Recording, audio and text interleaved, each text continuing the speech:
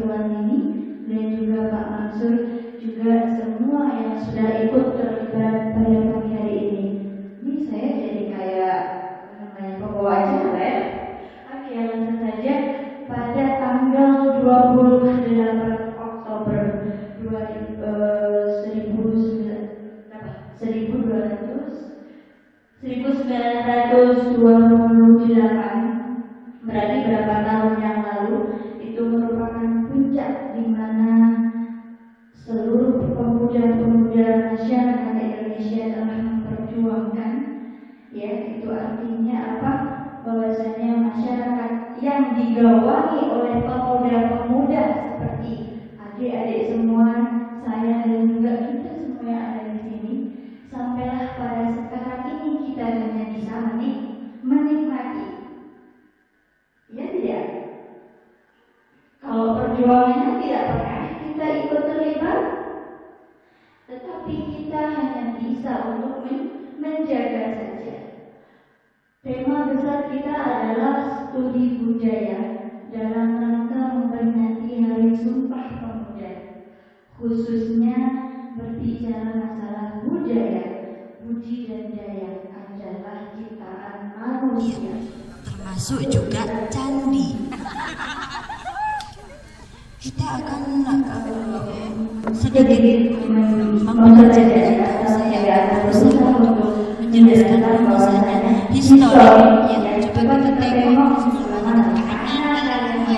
kalau ini coba dilihat ya, struktur batu bata yang kita kenal dengan candi merupakan wujud dari peninggalan masa lampau yang tercover atau mendapat fungsi keilmuannya nanti arkeologi. Ini sudah ada juga di sini, ada Ibu Alicia sebagai arkeolognya, kemudian juga sejarawannya juga ada sedang penulisnya. Kalau saya mah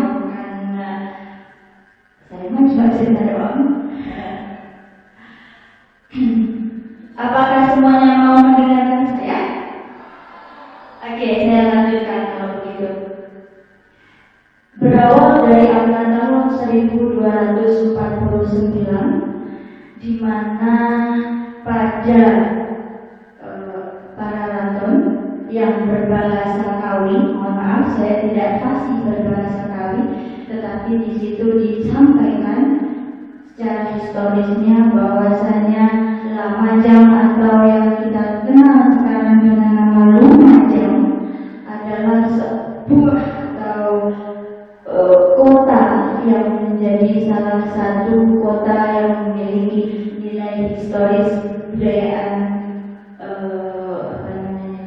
kebudayaan sejarah Pak Mansur, sejarah ya.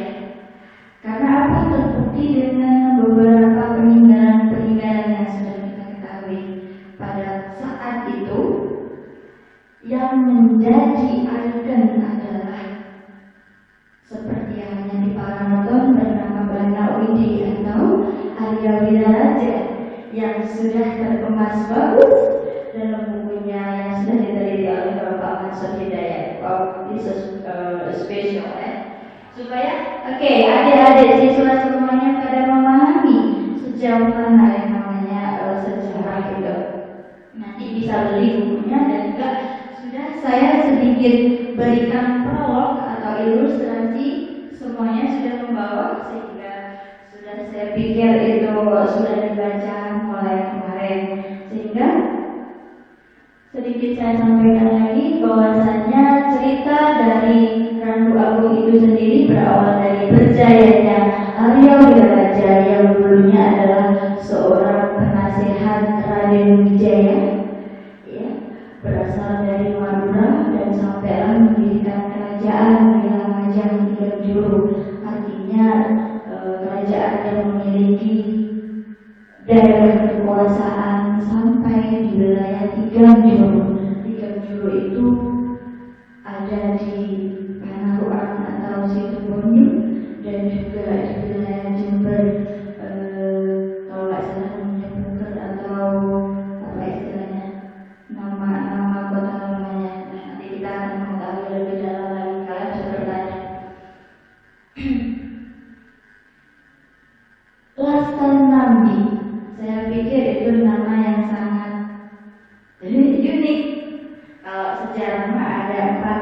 budaya, di mana ada yang namanya uniquely atau bersifat unik, objeknya adalah manusia, temporalnya adalah sekali terjadi, ya, masanya adalah sekali terjadi, sehingga nama itu sekarang kita kenal menjadi apa namanya? Menjadi apa namanya? Sebuah kelompok, ya, sebuah kelompok yang menjadi community atau komunitas yang bersifat associated love history, saya bilang komunitas pencinta sejarah. Lanjutannya adalah Arya Wiraraja menurut Babat Pararatun. Nanti kalau misalnya nggak tahu Babat, saya ada, tapi nggak saya bawa ya, adanya cuma Pararatun aja.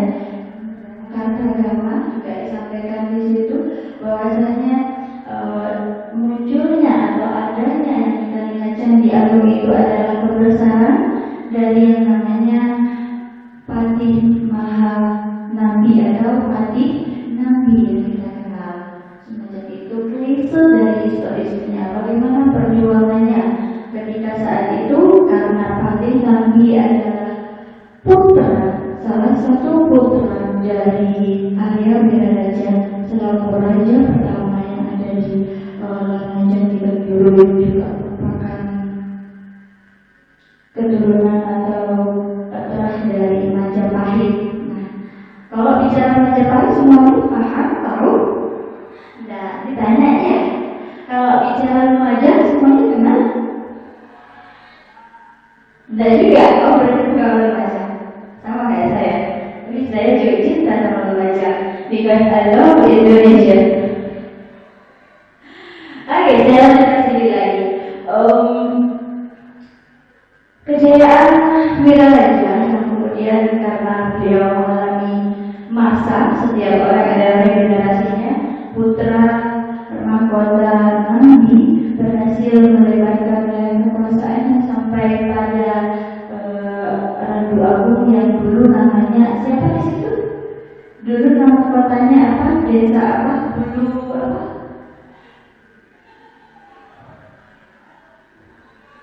Dulu Pajarakan, ya itu nama salah satu desa ya, salah satu desa yang ada di wilayah. Jadi benteng-benteng yang namanya sebuah kerajaan pasti memiliki sebuah kriteria atau kriteria tertentu di mana dia membangun apa itu namanya benteng-benteng yang tujuannya adalah untuk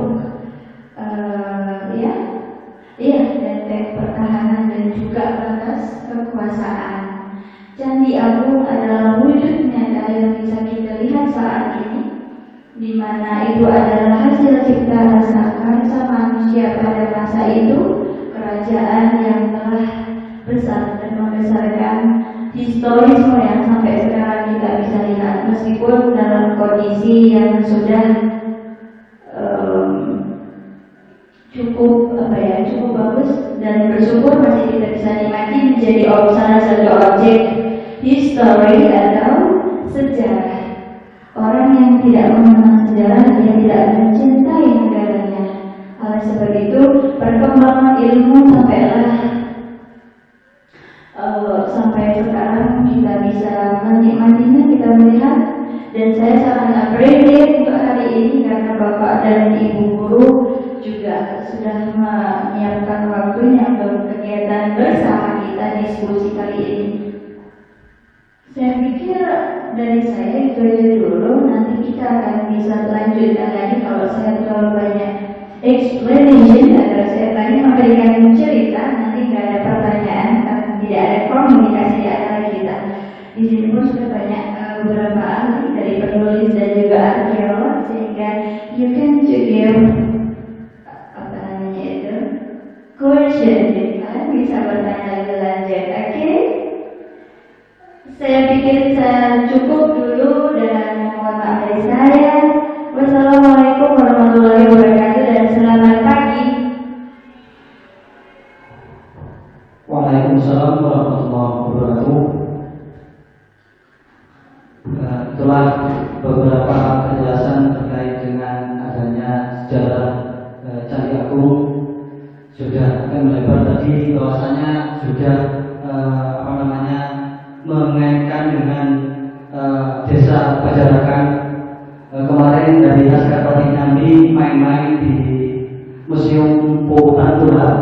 alhamdulillah registrasinya ternyata peninggalan budaya. Ini yang banyak sekali kita temukan di pusat gelar itu adalah peninggalan yang ada di pedalaman seperti itu. Dan juga insya Allah nanti kita akan bermain-main lagi untuk mencari beberapa benda-benda yang ada di pusat gelar. Bagaimana sebenarnya nanti kita akan mengulas di situ, dan insya Allah kalau diperbolehkan di Candi Agung ini nanti akan menduplikat beberapa peninggalan yang ada di pusat gelar seperti itu. Mungkin untuk selanjutnya kami persilakan untuk Bapak Mansur Hidayat selaku narasumber kami. Beliau adalah dosen di Jember, sekaligus beliau adalah penulis buku Lamajan 3 Juru seperti itu. Kepada beliau dipersilakan.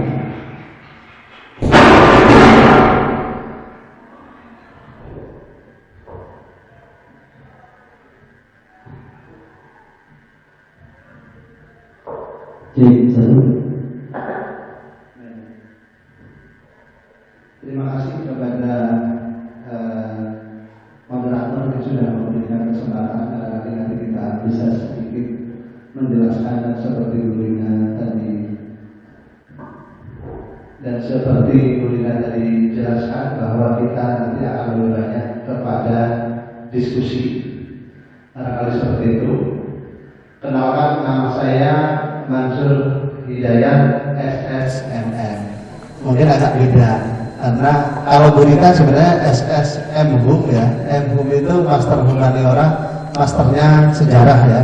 Jadi S1-nya sejarah, beliau S2-nya sejarah. Kalau saya SS Sarjana Sastra dan Magister Manajemen. Karena saya agak aneh dari sejarah kemudian belajar ekonomi. Karena sejarah menurut saya tidak lengkap kalau tidak belajar ekonomi. Misalnya melestarikan candi kalau tidak pakai duit tidak bisa ya. Seperti itu. Ya, barangkali itu perkenalan saya.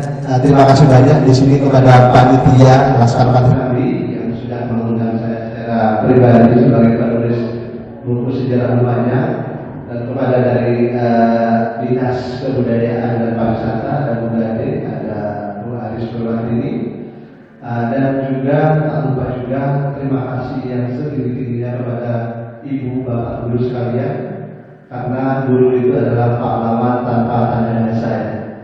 Tapi sekarang guru itu banyak jasanya, sertifikasinya banyak, itu ya Bu ya. Betul ya. Di sini saya kenal Pak Doni, dari SMA 3. Jadi mungkin yang lain juga. Alhamdulillah guru sekarang sudah tidak jadi umar lagi. Nah, langsung kepada materi yang pertama. Kenapa barangkali kita peringati Hari Sumpah Pemuda tanggal 28 Oktober 1928 atau barangkali 88 tahun yang lalu, di mana para pemuda itu mencanangkan yang disebut Sumpah Pemuda. Kita urut sedikit sejarahnya. Karena pada dasarnya Sumpah Pemuda itu terjadi 2 kali. Yang pertama, Sumpah Pemuda yang pertama itu, Kongres Pemuda pertama itu tahun 26, dan yang kedua yang sangat berhasil namanya Sumpah Pemuda yang kedua tahun 28, tanggal 28 Oktober. Di sana ada nama-nama besar yang pada waktu itu belum besar, masih sangat muda. Ada Suboto Joyo Puspito sebagai ketua panitia Sumpah Pemuda 28, beliau umurnya masih 25 tahun. Ada juga Muhammad Yamin ini adalah orang Padang tapi beliau sangat Indonesia. Muhammad Yamin mungkin banyak dikenal di bidang hukum, beliau sebenarnya sarjana hukum tapi belajar